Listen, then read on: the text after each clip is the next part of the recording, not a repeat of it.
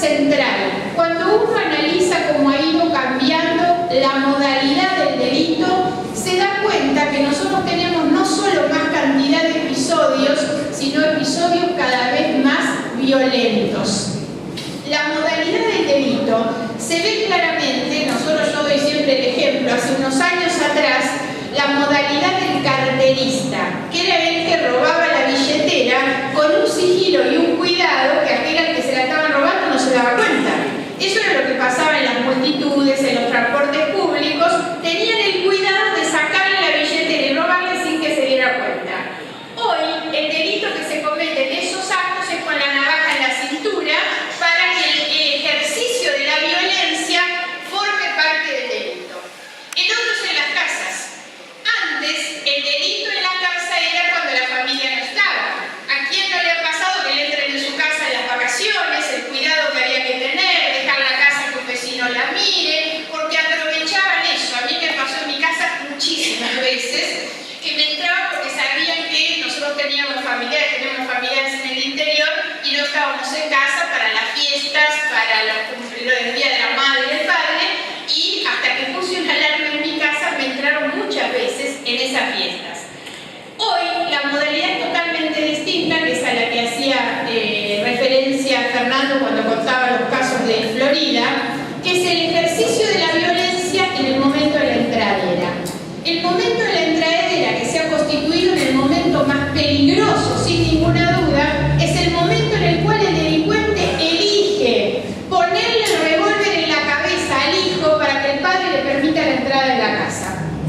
Esos son delitos que están mostrando de qué manera la violencia para cometer el delito hoy tiene que ver directamente con las drogas.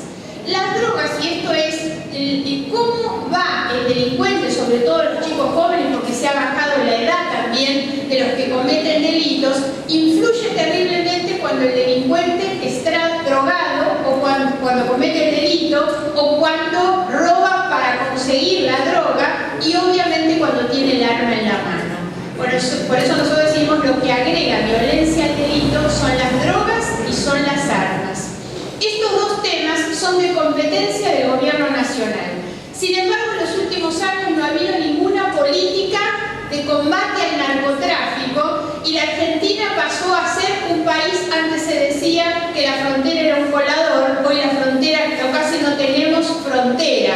Un avión pasó en 3 aeropuertos en la Argentina y recién se dieron cuenta en Barcelona que llevaba 1000 kilos de droga.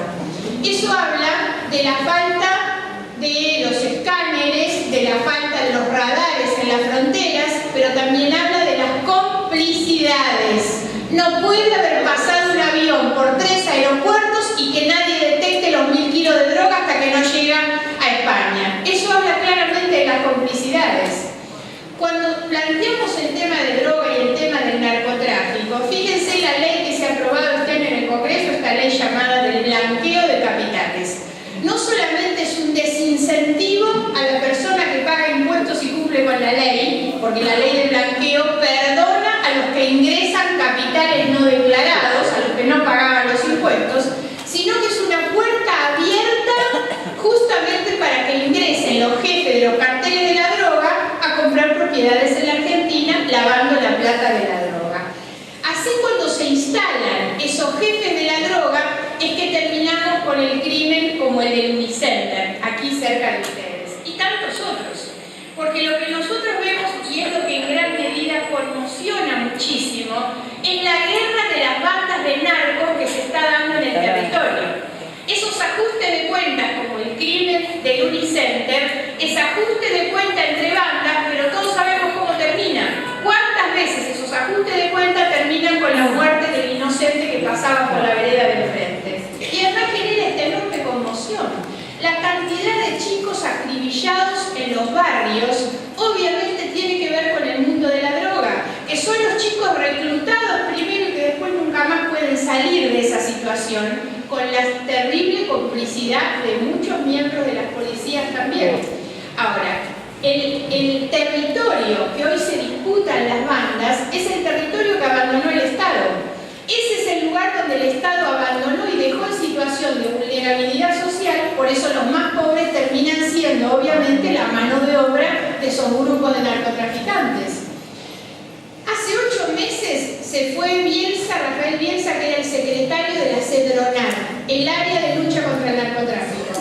Al día de hoy no nombraron nuevo secretario. Entonces fíjense el orden de prioridades que se le da a este tema. Hace 8 años se aprobó la ley de los precursores químicos, que es la sustancia que se usa para la elaboración de la droga sintética. Hace 8 años. Al día de hoy no se reglamentó la ley.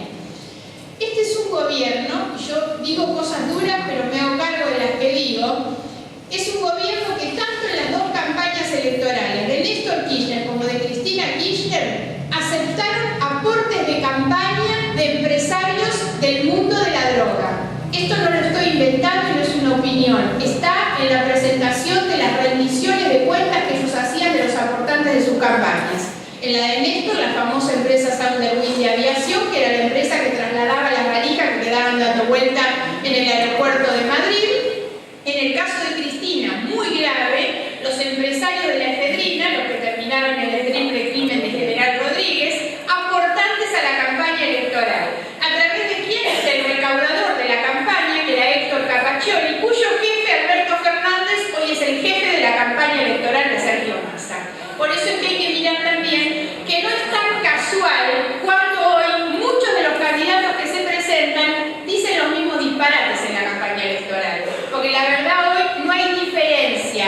Massa, de Narváez, Insaurralde proponen las policías comunales, proponen bajar la edad de punibilidad de los menores, compiten entre ellos para decir las mismas cosas, pero la verdad lo que ninguno habla es de las complicidades y de la corrupción que existe desde adentro de la política para facilitar